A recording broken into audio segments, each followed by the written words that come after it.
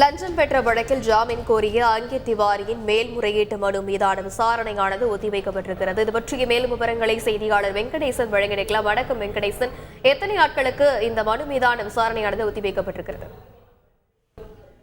வணக்கம். அங்கித் திவாரிக்கு எதிரான லஞ்ச வழக்கை சிபிஐக்கு மாற்றக் கோரி அமலாக்கத்துறை தாக்கல் செய்த ரிட் மனு மீதான விசாரணையை உச்சநீதிமன்றம் மார்ச் 20ஆம் தேதிக்கு தள்ளி வைத்துள்ளது.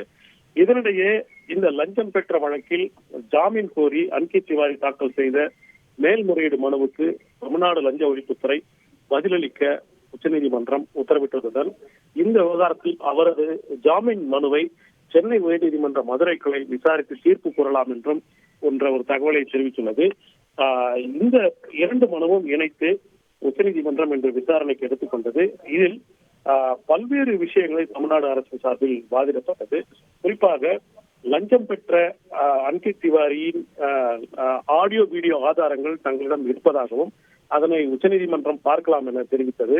மேலும் லஞ்சம் பெற்றதை அமலாக்கத்துறை கடமையாக தெரிவித்தால் அது கடவுள்தான் காப்பாற்ற வேண்டும் என்ற ஒரு கருத்தையும் உச்சநீதிமன்றத்தில் தமிழ்நாடு அரசு முன்வைத்தது. இந்த விவகாரத்தை லஞ்சம் பெற்ற அமலாக்கத்துறை அதிகாரி தமிழ்நாடு லஞ்ச ஒழிப்புத்துறை விசாரிப்பதா அல்லது சிபிஐ விசாரிப்பதா என்ற மிகப்பெரிய சட்ட கேள்வி உள்ளதால் இதை விரிவாக விசாரிக்க கால அவகாசம் தேவைப்படுவதை கருத்தில் கொண்ட உச்சநீதிமன்றம் இந்த விவகாரத்தை மார்ச் 20ஆம் தேதி மீண்டும் விரிவாக விசாரிக்க விசாரணையை தள்ளி வைத்துள்ளது.